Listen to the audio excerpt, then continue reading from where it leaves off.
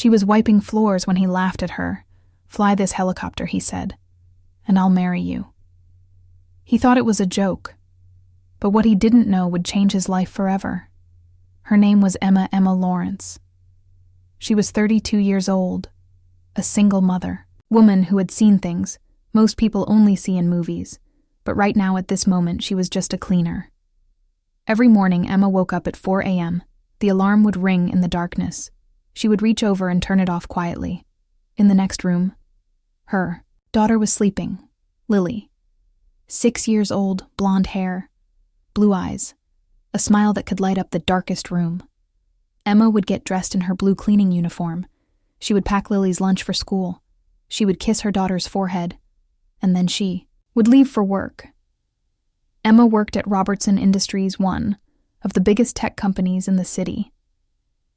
A massive glass building that touched the sky inside millionaires walked in expensive suits. They held meetings in conference rooms with views of the entire city. They made decisions worth millions of dollars. And Emma? Emma cleaned their offices. She wiped their tables. She vacuumed their carpets. She emptied their trash bins to them. She was invisible. Just another person in a blue uniform. Just another face they never bothered to look at. But Emma didn't mind. She had learned not to mind, because she had her daughter. She had a roof over their heads. She had food on the table, and she had her dignity. But there was something else. Something Emma never told anyone. Secret buried deep in her heart. A past that no one at Robertson Industries would ever believe. Because 10 years ago, Emma wasn't a cleaner. 10 years ago, Emma was Captain Emma Lawrence, a military helicopter pilot, one of the best in the country. Let's go back to when Emma was 22 years old, fresh out of training. She had joined the military right after high school. She wanted to serve her country. She wanted to fly, and she was good at it. Better than good. She was exceptional. Her instructors said she had a natural talent. She could fly through storms. She could land in impossible conditions. She could stay calm when everyone else was panicking. Emma served for 12 years. She flew in 3 war zones. She rescued soldiers from behind enemy lines. She transported wounded men and women to hospitals. She saved lives. Dozens of them. Maybe more. She received medals for bravery. She received commendations from generals. She was respected. She was valued. She was a hero. But then everything changed. Emma met Daniel. He was a fellow soldier, kind, gentle, strong. They fell in love. They got married. And 2 years later, Lily was born. Emma left the military. She wanted to be a mother. She wanted to give Lily a normal life. Daniel left too. They bought a small house. They were happy. For 3 beautiful years they were happy. But then came the accident. Daniel was driving home from work. One rainy evening, a truck ran a red light. Daniel didn't have time to react. He died instantly. Emma's world shattered. She was left alone with a 4-year-old daughter. No job. No income. Just grief and bills piling up. She tried to find work as a pilot. But civilian companies wanted recent flight hours. They wanted certifications. She didn't have time to get. They wanted things she couldn't afford. The savings ran out. The bills kept coming. Emma was desperate. So she took the first job she could find, a cleaning job at Robertson Industries. It paid enough to cover rent and food. It wasn't glamorous. It wasn't what she had trained for. But it was something, and Emma told herself it was temporary, just until she got back on her feet. But temporary became 6 months. 6 months became a year became 2 years. And now here she was, still cleaning, still invisible, still carrying a secret. No one knew. His name was Marcus Robertson, 38 years old, tall over 6 feet, dark hair, always perfectly styled sharp suits that cost more than most people's monthly rent. Marcus was the CEO of Robertson Industries. He had inherited the company from his father, and he had turned it into an empire. Marcus was brilliant at business. He was ruthless in negotiations. He was confident, some would say too confident. Because Marcus had a flaw, a big one. He was arrogant. He believed that success meant superiority. He believed that money meant worth. He looked down on people who he thought were beneath him. People who worked minimum wage jobs. People who cleaned his offices. People like Emma. To Marcus, they were background noise. They were there to serve him. Nothing more. He never learned their names, he never looked them in the eye, and he certainly never imagined they could teach him anything. But life has a way of humbling the arrogant, and Marcus was about to learn the biggest lesson of his life. It was a Friday evening in late October. The sun was setting over the city. Marcus was hosting a party on the rooftop of Robertson Industries. It was a celebration. The company had just closed a deal worth $200 million. Marcus had invited everyone, important investors in designer clothes business, partners with expensive watches, models, and celebrities. People who mattered. Or at least people Marcus thought mattered. The rooftop was decorated with lights. There were tables with champagne and fancy food. There was music playing from expensive speakers, and in the center of the rooftop, there was a helicopter. Brand new helicopter, sleek black. Shiny Marcus had bought it that week. He stood beside it holding a glass of champagne. He was laughing with his friends, telling them how much it cost, how fast it could go, how powerful it made him feel. Emma was there too. She wasn't a guest. She was working. She was part of the cleaning crew hired for the event. She wore her blue uniform. She moved quietly between the tables, picking up empty glasses, collecting used napkins, trying to be invisible, trying not to disturb the important people. But Marcus noticed her. Maybe it was the way she carried herself. Maybe it was just bad luck. Whatever it was. Marcus saw her, and he decided to have some fun. "Hey." He called out loudly. The music was loud, but his voice cut through it. Everyone turned to look. Emma froze. "You!" Marcus said, pointing at her. "Come here." Emma's heart started beating faster. She didn't want attention. She never wanted attention, but she couldn't ignore him. He was her boss's boss's boss. So she walked over slowly. Her hands were shaking slightly. Marcus smiled as she approached. It wasn't a kind smile. It was the smile of someone who thought he was about to say something very funny. "What's your name?" he asked. "Emma, sir." She said quietly, "Emma." Marcus repeated, looking around at his friends. "Emma, do you know what this is?" He gestured toward the helicopter. Emma looked at it. "A helicopter, sir," she said. The crowd laughed. They thought she was stupid for stating the obvious. "Very smart," Marcus said, mockingly. "And do you know how to fly one?" Emma didn't answer. She knew where this was going. "Of course you don't." Marcus continued, his voice getting louder.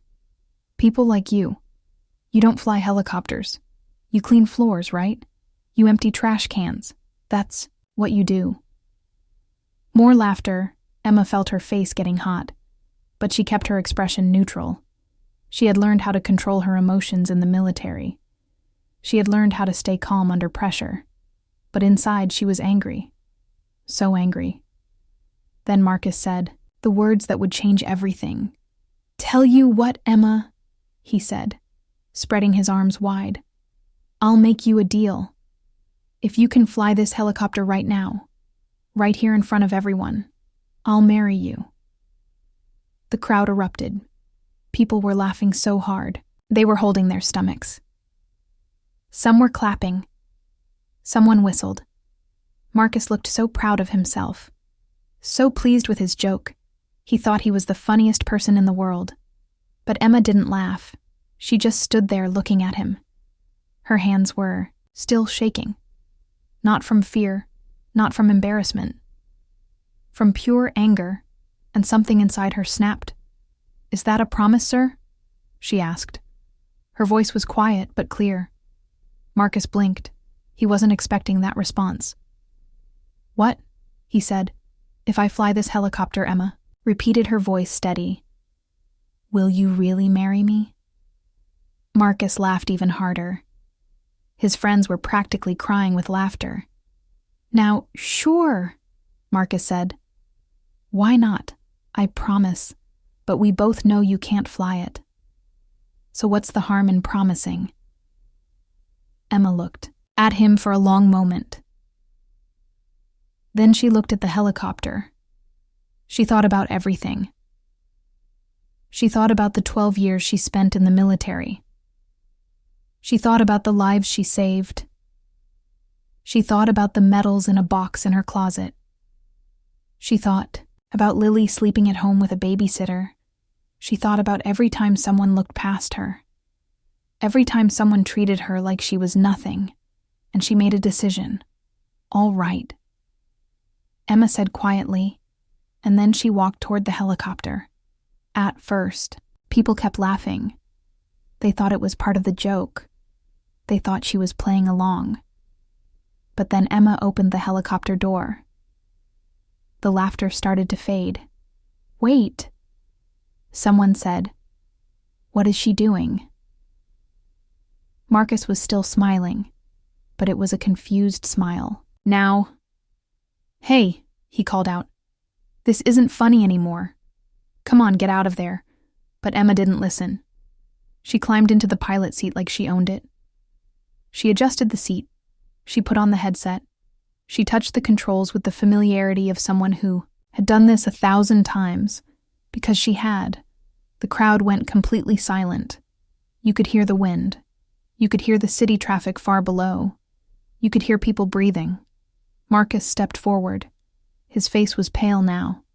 Stop, he said. I'm serious. Get out of there before you hurt yourself. But Emma's hands were already moving across the control panel, flipping switches, checking gauges, adjusting settings. And then she turned the key. The helicopter's engine roared to life. The sound was deafening. The blades started spinning, slowly at first, then faster.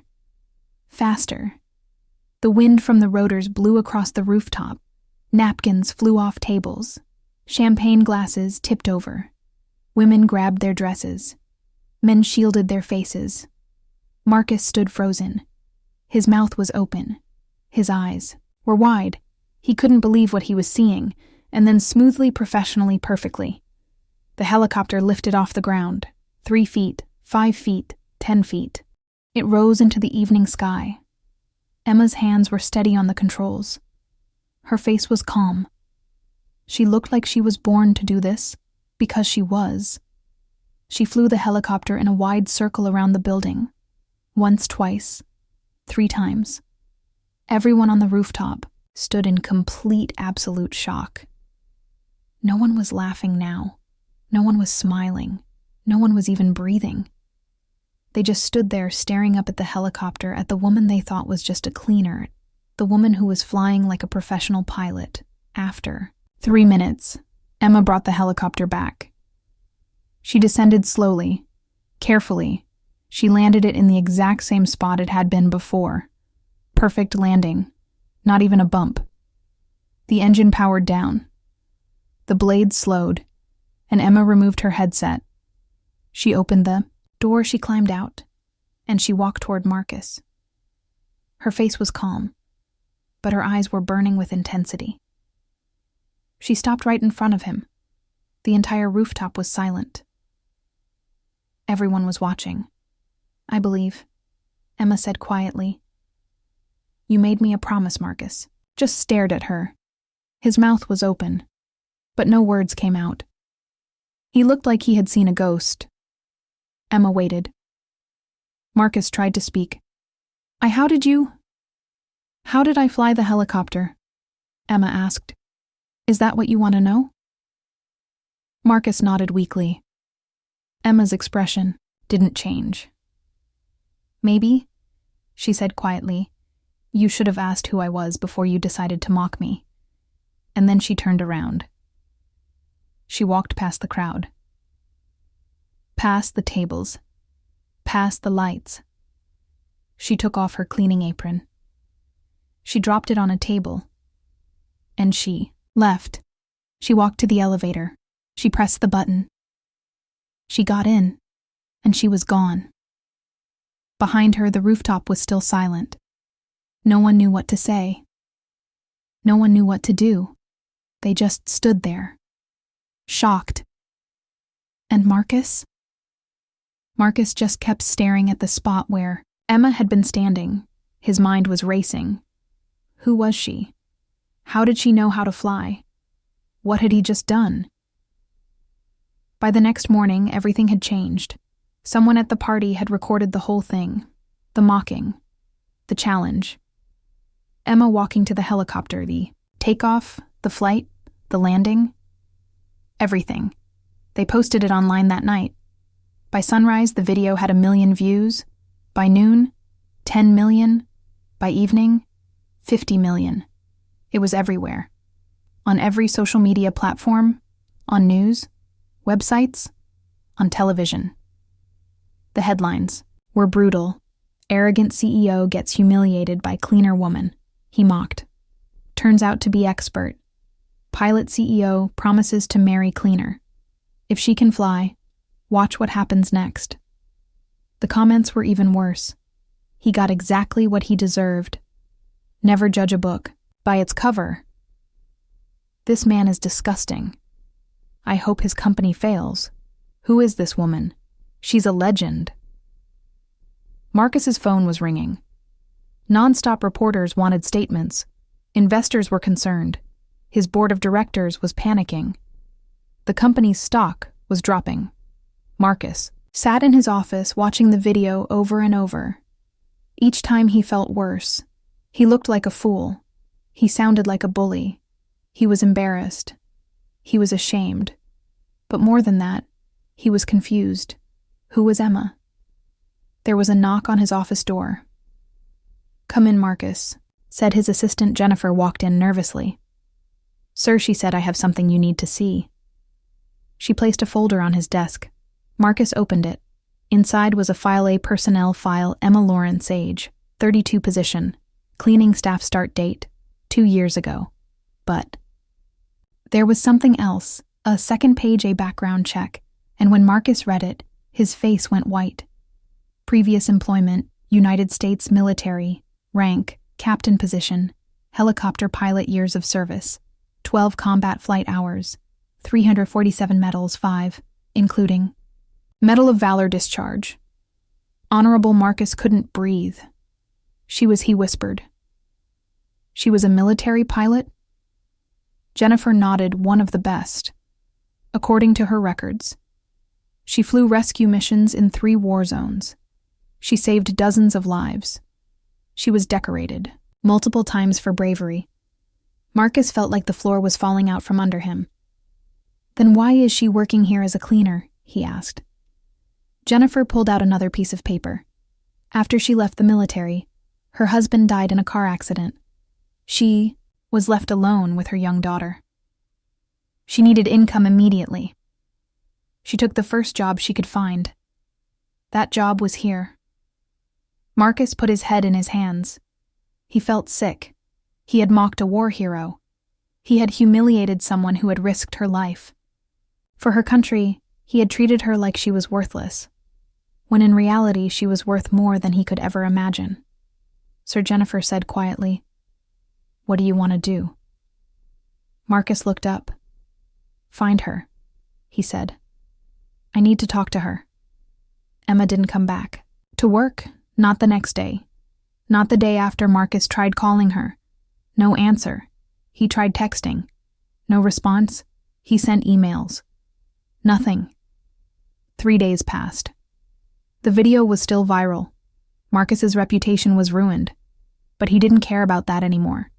He cared about finding Emma. He cared about apologizing. On the 4th day, Marcus did something he never thought he would do. He went to her house. Jennifer had given him the address from the personnel file. It was a small apartment building on the other side of the city. Not a bad neighborhood, but not a good one either. Marcus parked his expensive car on the street. He walked up to the building. He found her apartment number. He knocked on the door. There was silence. Then he heard footsteps. The door opened a crack. Ma-e looked out. When she saw Marcus, her expression hardened. "What do you want?" she asked to talk. Marcus said, "Please, I don't think we have anything to talk about." Emma said, "Please?" Marcus repeated. "Just 5 minutes. That's all I'm asking." Emma stared at him for a long moment. Then she sighed. She opened the door wider. 5 minutes, she said. Marcus walked inside. The apartment was small but clean. There were toys in one corner, a couch with a blanket draped over it, photos on the wall. Emma. Her daughter. A man who must have been her husband. Emma crossed her arms. "Talk," she said. Marcus took a deep breath. "I owe you an apology," he said. "A big one. What I did at that party, it was cruel. It was arrogant. It was wrong in every possible way. Emma didn't say anything. I treated you like you were nothing," Marcus continued. "I mocked you in front of all those people. I made you feel small. And I'm sorry. I'm so sorry." Emma's expression softened slightly, but she still didn't speak. "I found out who you are," Marcus said. "I read your file. I know about your service. I know about what you've done. And I'm ashamed of myself. You should be," Emma said quietly. "I know," Marcus said. "I was wrong about you. About so many things." Emma walked to the window. She looked out at the city. "Do you know what the worst part was?" she asked. Marcus shook his head. "It wasn't the mocking," Emma said. "It wasn't the laughter. It was the way you looked at me. Like I wasn't even human. Like I was nothing." Marcus felt like someone had punched him in the stomach.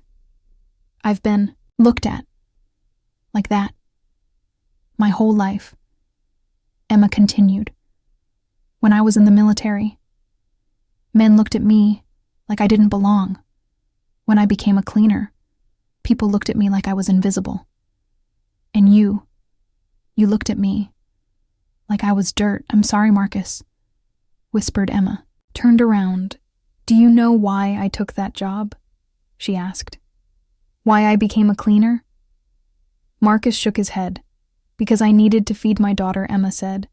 "Because after my husband died, I had no money, no options, no time to be picky, so I took the first job I could find. And I'm not ashamed of that. I'm proud of it. Because I did what I had to do to take care of my child. You should be proud."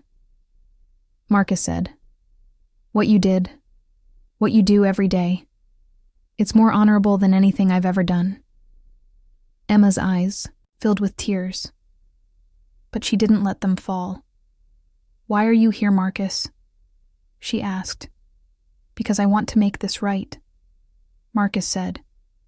"I can't undo what I did. I can't take back those words. But I can try to do better." He reached into his jacket and pulled out an envelope. "What is this?" Emma asked. "Open it," Marcus said. Emma took the envelope. She opened it slowly. Inside was a contract. She read the first line. Her eyes went wide. "You're offering me a job?" she asked. "Not just any job," Marcus said. "Head of our new aviation division. We're expanding into helicopter services, medical transport, emergency response, search and rescue. We need someone who knows what they're doing. Someone with experience." Someone like you, Emma, looked at the contract, then at Marcus' eye. "Don't need your charity," she said. "It's not charity," Marcus said. "You're the best person for this job. And I'm not just saying that because I feel guilty. I'm saying it because it's true." Emma looked at the contract again. The salary line made her heart skip. It was more money than she had ever made, more than she ever dreamed of making. "This is," she whispered, "what you deserve." Marcus finished. "And what our company needs." Emma sat down on the couch. She read through the contract carefully. Marcus waited. Finally, Emma looked up. One condition, she said. Anything. Marcus said, I want to hire my own team. Emma said, other veterans, people who served and are struggling to find work. People like me. Marcus smiled, a real smile this time. Deal, he said. Emma stood up. She extended her hand. Marcus shook it. Thank you. Emma said. No. Marcus said. Thank you for giving me a chance to be better. Emma started her new job the following Monday. She walked into Robertson Industries, but this time she wasn't wearing a blue uniform. She was wearing a professional suit. She had an office on the 15th floor, with a view of the city, with her name on the door. Emma Lawrence, Director of Aviation Services. People stared at her as she walked through the building. Some recognized her from the video. Some whispered, but Emma didn't care. She had work to do over the next few weeks.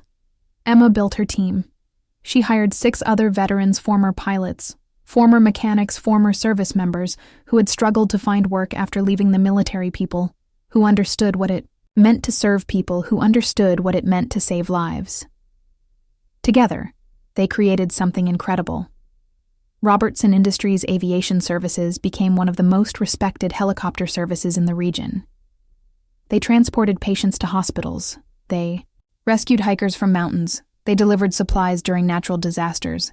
They saved lives, just like Emma had done years ago. And Marcus changed too. He started paying attention to the people who worked for him. He learned their names. He asked about their families. He treated them with respect.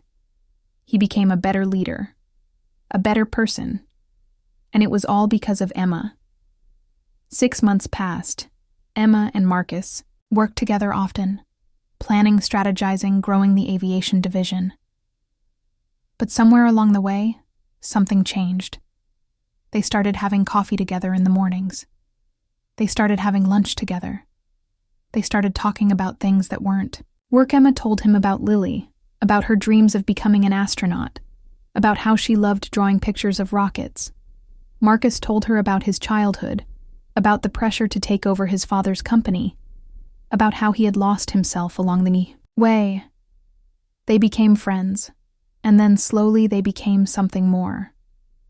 One evening, Marcus showed up at Emma's apartment. He was holding flowers. Emma opened the door. Surprised. Marcus, she said. What are you doing here? I wanted to ask you something, Marcus said, nervously. What? Emma asked. Would you like to have dinner with me? Marcus asked. Not as colleagues. As something else. Emma smiled. Are you asking me on a date? She asked. I am. Marcus said. I know I don't deserve it. I know I was terrible to you. But I've changed. You changed me. And I care about you. Emma. Emma looked at him for a long moment. Then she smiled. Wider. Pick me up at 7. She said, 1 year later. Marcus took Emma and Lily to the rooftop of Robertson Industries. The same rooftop where everything had started. But it looked different now. There were no crowds. No party. Just string lights hanging between poles. A table set for 3, and the helicopter. Emma laughed when she saw it. Really, she said. I thought it was fitting, Marcus said with a grin. They had dinner together, the 3 of them. Marcus, Emma, and Lily. Lily told them about her day at school, about her science project, about her friends. She was happy. So happy. After dinner, Lily went to look at the city lights at the edge of the rooftop. Emma and Marcus stood by the helicopter. Do you remember the first time we were here? Marcus asked. How could I forget? Emma said. I was such a fool. Marcus said. You were, Emma agreed. But you're not anymore. Marcus turned to face her. He took her hands. Emma said, you changed my life. You showed me what real strength looks like, what real courage looks like. You made me want to be a better person, And I love you. Emma's eyes filled with tears. I love you too, she whispered. Marcus got down on one knee. Lily saw what was happening and ran over. Her eyes were huge. Marcus pulled out a ring, a simple, beautiful ring. Emma Lawrence, he said, will you marry me? For real this time? Emma was crying now, happy tears streaming down her face. Yes, she said, yes. Marcus slipped the ring on her finger. He stood up, and he kissed her. Lily cheered and jumped up and down. Emma and Marcus laughed. They pulled Lily into a hug. The three of them stood together on that rooftop of family. Not because of money, not because of status, but because of love, because of respect, because of second chances. They say you never know who you're talking to. That quiet person in the corner, that person serving your coffee, that person cleaning your office. They might have a story you can't imagine.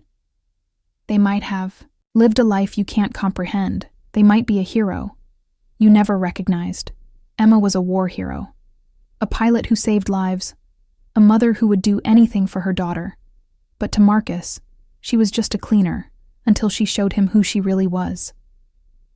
Marcus learned a lesson that day. A lesson about humility, about respect, about seeing people for who they truly are. And in the end, that lesson didn't just make him a better person. It gave him a family. It gave him love. It gave him everything he never knew he needed, because Emma didn't just fly that helicopter. She flew straight into his heart, and she changed everything.